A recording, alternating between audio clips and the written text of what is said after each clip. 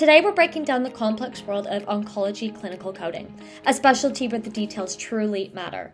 Because neoplasms can range from benign to metastatic, the specific words you find in a consultant's letter can completely change your code selection. Today I'm going to walk you through a 6-step workflow for processing these letters with complete accuracy.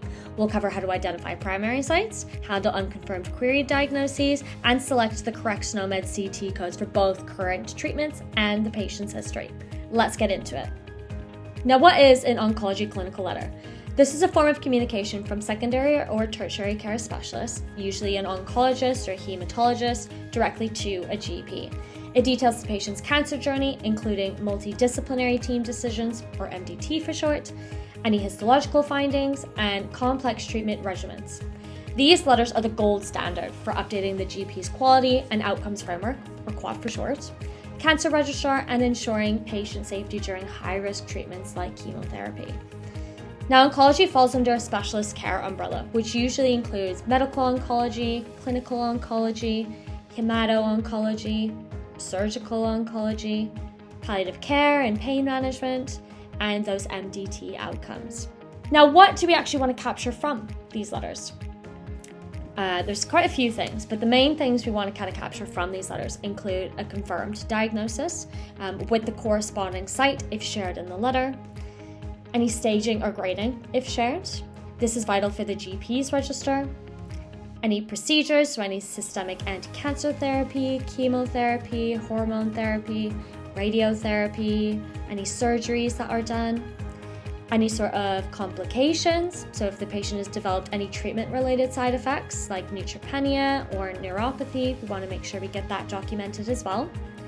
Any medications, the patient's performance status, so that WHO or the ECOG performance status if mentioned. This will indicate the patient's level of functioning. Any onward referrals, so any referrals on to Macmillan support or a clinical nurse specialist contact or any palliative care referrals. And any QOF and public health codes, so things like smoking status, drinking status, BMI, any of those good QOF codes that are shared within the console as well. Now, there's a lot of things that we want to capture from these letters, but what are some things that we don't want to capture from these letters? So anything like suspected or ruled out cancers, we want to make sure we're only capturing malignancies when the letter states it is confirmed, usually either by histopathology or an MDT consensus. Any planned procedures, so if the letter states patient is scheduled for radiotherapy, we want to make sure we don't code that radiotherapy until the treatment has actually been completed. Any generic symptoms, we generally don't code symptoms leading up to diagnoses like a cough or weight loss unless they are separate long-term issues. And then any sort of routine observations like O2 stats, unless they indicate specific complication, we'd usually keep that off as well. A pro tip to kind of take is to always make sure to look out for the intent of the treatment. It can be described as being adjuvant therapy, so maybe after surgery, or neoadjuvant, so before surgery, or palliative. This distinction is crucial to the clinical narrative in the GP record to make sure that we code things as accurate as possible. Now, what we're going to do is go through an example letter together that we have and walk through these steps and get going. So let's go through this example letter together. Now, firstly, we want to check that we have the right patient matched to our letter. So comparing the patient's name to what's on the letter, as well as our date of birth and our NHS number, which all looks to be the exact same. So I know I have the right patient. That's the most important part. Now we want to double check our info that our AI has kindly already filled in for us. So double checking that letter type, clinic letter is right, which when I skim my letter, it looks perfect, as well as our department, also oncology, so that's perfect. Our organization, happy to keep that. And our clinic dates, which also look perfect. So that's all good. See down in oncology, yeah, I'm happy with that. I'm going to approve it. And then we'll move on to the coding of our letter here. Now let's take a read through here so we can see our patient has a colorectal carcinoma with right flank metastatic deposit and a new hepatic metastases. So we already know from the get-go what we're dealing with here is a primary colorectal carcinoma with metastases to the right flank and the hepatic area. Now, I need a bit more context before just getting straight into coding that. So I'm going to keep that in the back of my head for now and just kind of keep reading through here. We could see we've got a plan that they're going to start systemic chemotherapy. and optimize analgesia, and consider palliative radiotherapy if it worsens. And they'll review the patient after 2 cycles with repeating imaging. So the AI has picked this up as a note. Happy to keep that. I'll keep that in.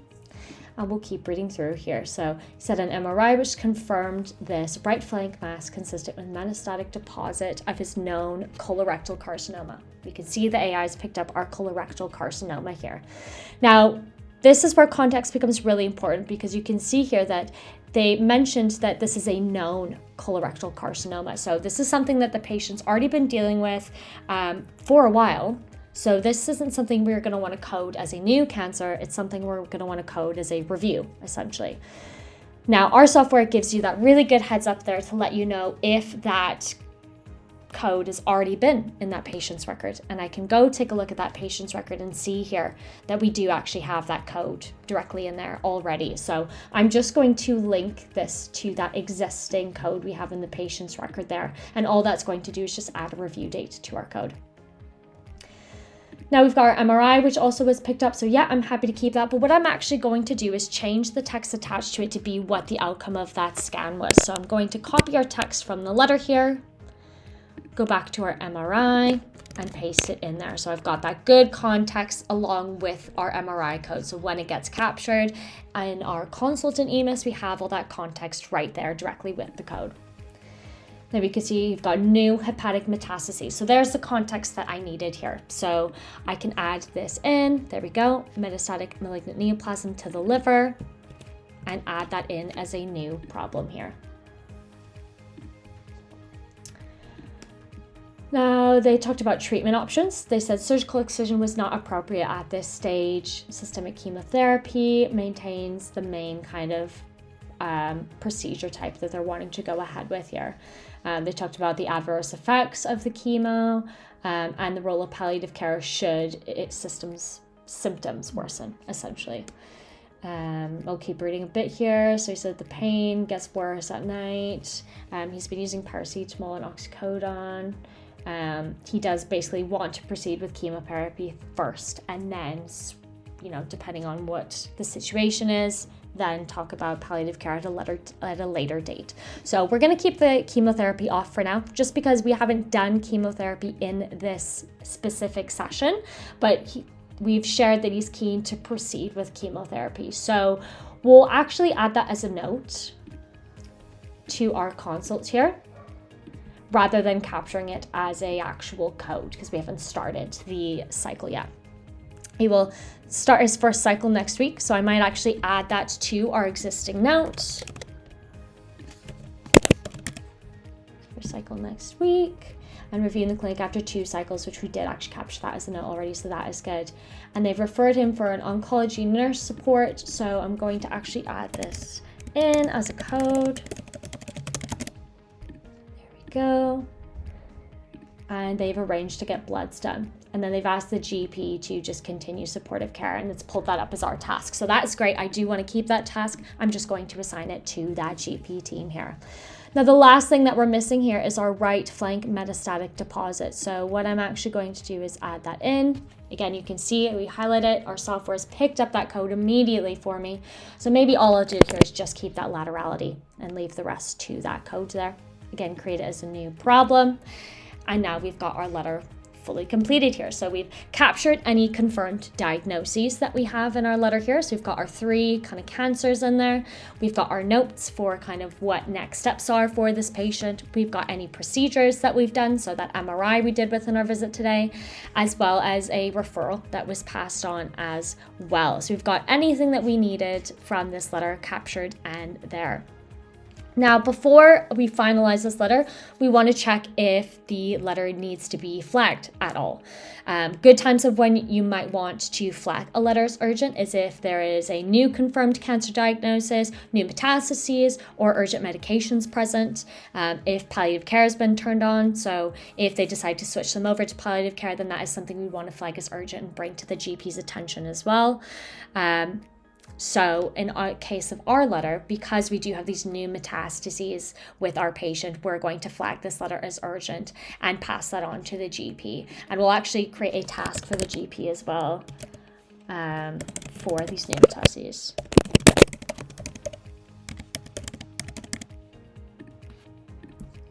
go. So when I send this letter on, it's going to be sent as an urgent letter to our GP team for review. From here, I can press that finish review, and then our letter will get sent off to our GP for care. So there you have it. I hope this video gave you a solid grasp on how to code an oncology letter. We used the BetterLetter platform today to walk through that coding process. So if you're curious to learn more about the platform, just drop us an email at hello@betterletter.ai. We'd love to chat more about the platform. Thanks for watching. We'll see you in the next one.